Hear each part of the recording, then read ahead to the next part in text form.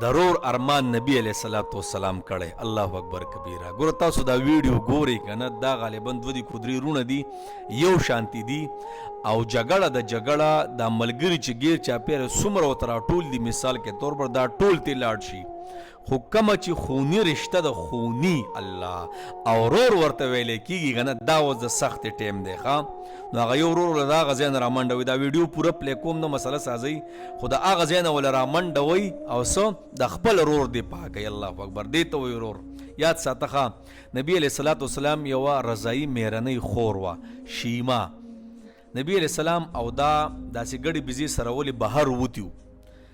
نو نبی علیہ الصلوۃ والسلام ته خو به د خلکو داسې ضرر ورکو، نو داسې یو کس رالی او نبی اسلام ته وغیره ضرر ورکو یا ول گزار ورکو وغیره. نو دغه ټیم کې نبی علیہ الصلوۃ والسلام ارمان وکړو کاش الله زما ورونه وي. الله الله الله. نو رونه زنده باد کو ار څنګه رونه شي کنه، ار څنګه رونه شي کنه، والله بس ته چې په بدوی پیرزونی. ګوره یو خو خاصن خبره تر د بعضې رونه د یو بل کپنونو لم نه راځي، ها خبره نه کوم، عموما خبره کوم. روري زنده باد.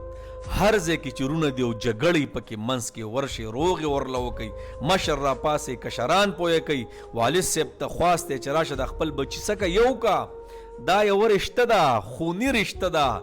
نو رونه چرتم جدا کېدی نشي. هغه رونه چې د ښځو په وجه، د بچو په وجه، د ماشومانو په وجه، د یو بل سره نالګي د ځمکو او پلاني ډنګري په وجه، دا ټول پیدا کېږي، خو رور ګوره نه پیدا کېږي ښه.